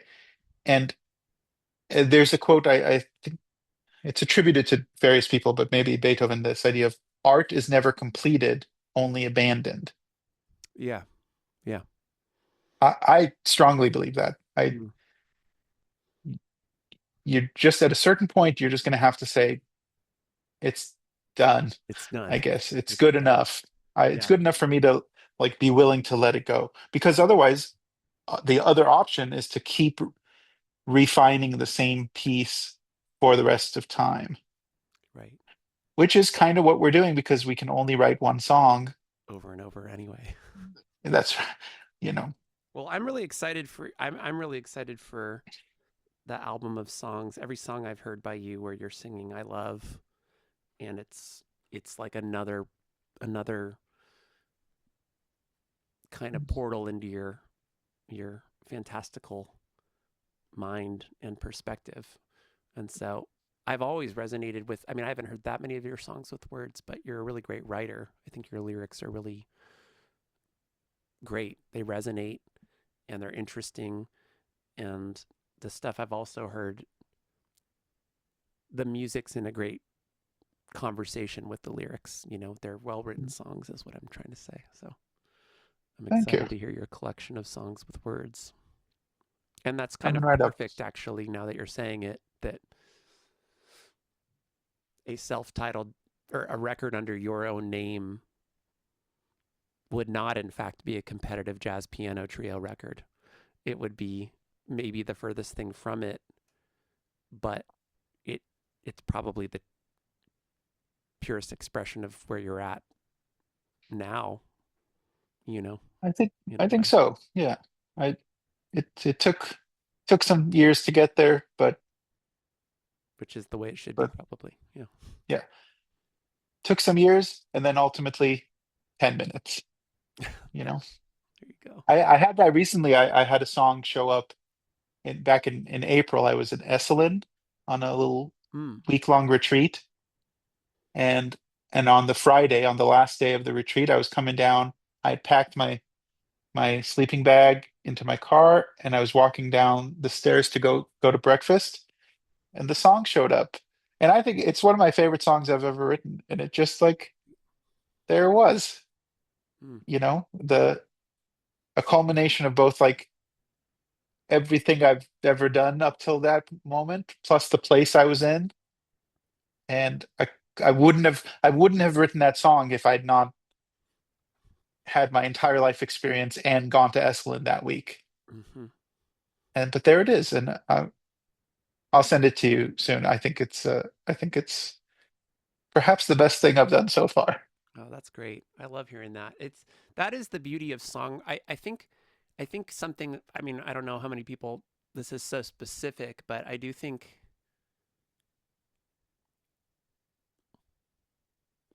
the the power of maybe being able to write a song with words and music with maybe the background of being more of an instrumentalist, which I would consider myself in that camp a little. I sort of came to songwriting from the perspective of a musician like you who was not a singer. You know what I mean? Mhm. Like wouldn't open my mouth, kind of opened my mouth, didn't like it, blah blah blah. That was sort of part of my trajectory. I think the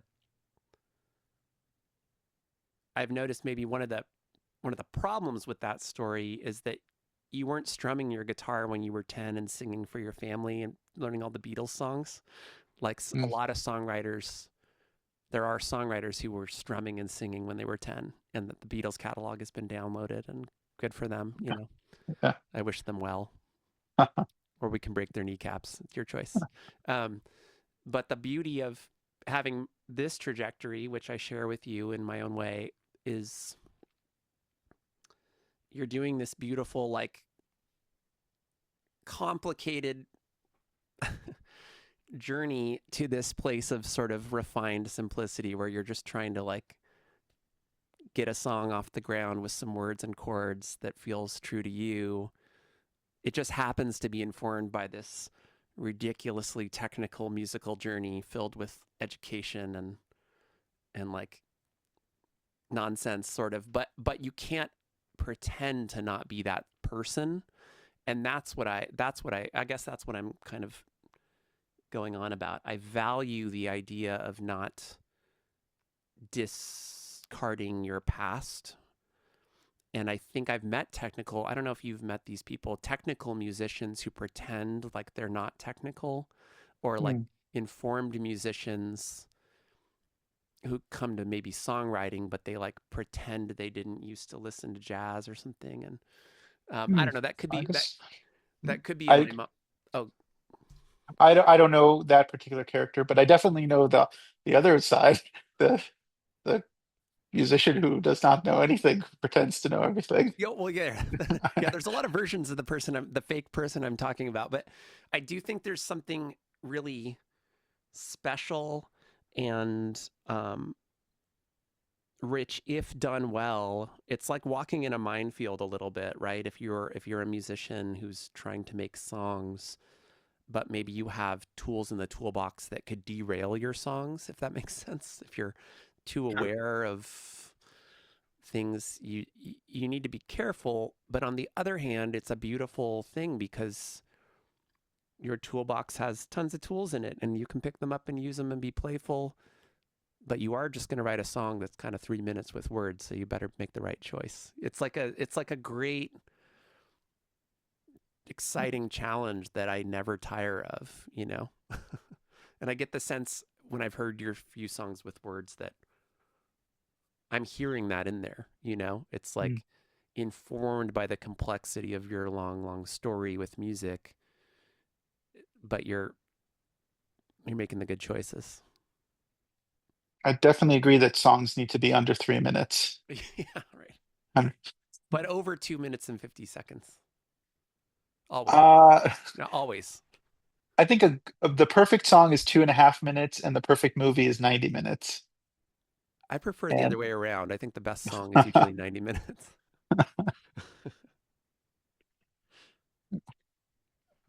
Well, listen, thank you for letting me talk to you. thanks for talking to me. It's, I've enjoyed it very much, as I tend to enjoy conversing with you. Yeah. Yeah, it's not bad. It's not bad.